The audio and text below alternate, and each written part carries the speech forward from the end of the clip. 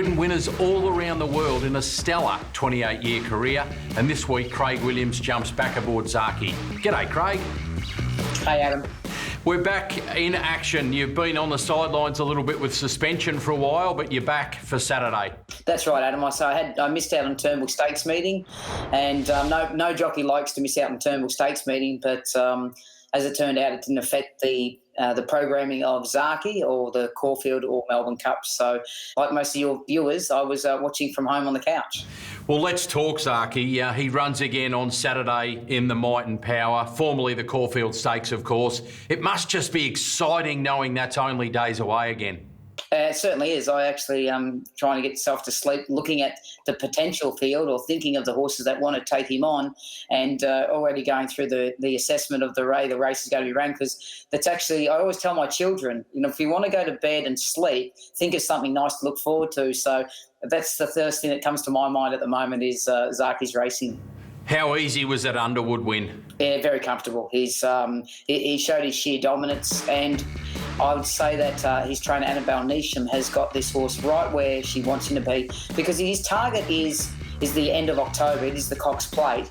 So he's always going to have his 3 runs into it. He looked in his coat when he walked into the yard for the Underwood Stakes that he'll improve. We knew he had more fitness to come, and he proved that the way that he came through the race. And it was also his first time going left-handed since he'd been arriving in Australia, since coming over from Europe. So he had a really good preparation first up run, and all he can do is improve. So I think the others should be very fearful of him.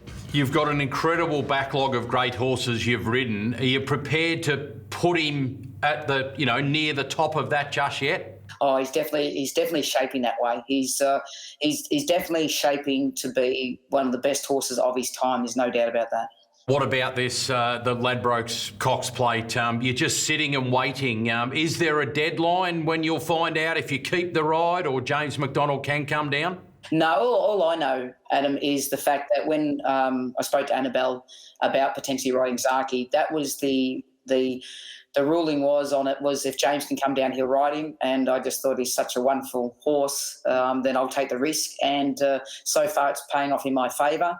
And I'll have to play it by ear. So my next job is to, most importantly, win the now named Might and Power Stakes on Saturday with Zaaki, and then all going well for my situation, I'd love to partner him in the Ladbrokes CoxPlate, but I'll have to play it by ear and see how we go. But if I had to choose one, he's the one I'd be choosing. Well, we mentioned the great horses you've ridden in the career. You've had 28 years in the saddle. That time, for me, seems to have flown by.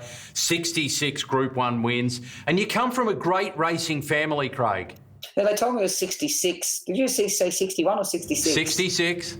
Oh, 66. Good. It's hard getting those 5 back anyway if I lost them. But it's one of those things that you say you have to pinch yourself for it, and I really do. But when I was a kid growing up, I knew what I wanted to do, and I had the right people around me. And no doubt I was pretty cocky back then, because you actually start to realise how hard it is to get those good horses coming up, and then to have success with them and consistently have success. And my strength is in regards to my family, the way I was brought up, and the people I have around me, and that hasn't changed. But it's been a great career so far, and as my wife said when she's cleaning up the trophy cabinet, there's room for a lot more. So let's look ahead. You haven't just got Zaaki to be excited about as well. You got Tiger of Malay coming up in the Caulfield Guineas on Saturday.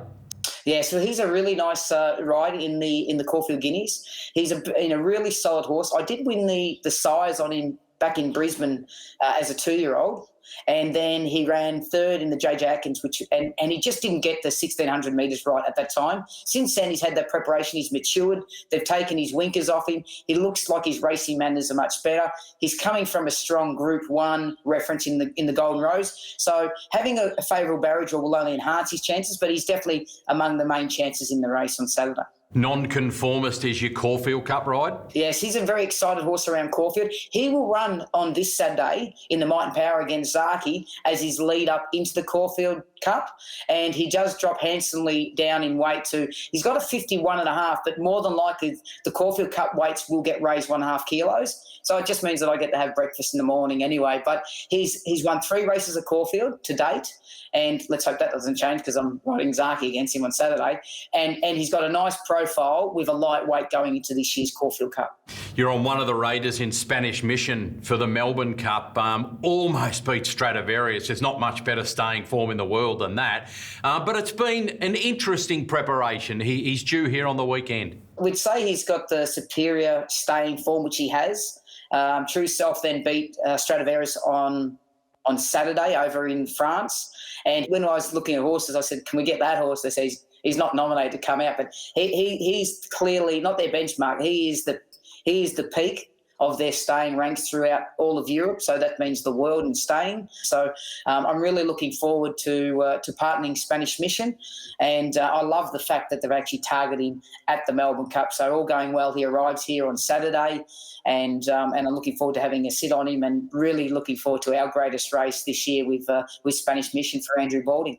Great to chat about some of the backgrounds, some of the incredible journeys you've had along the way, and what's coming up in the spring as well.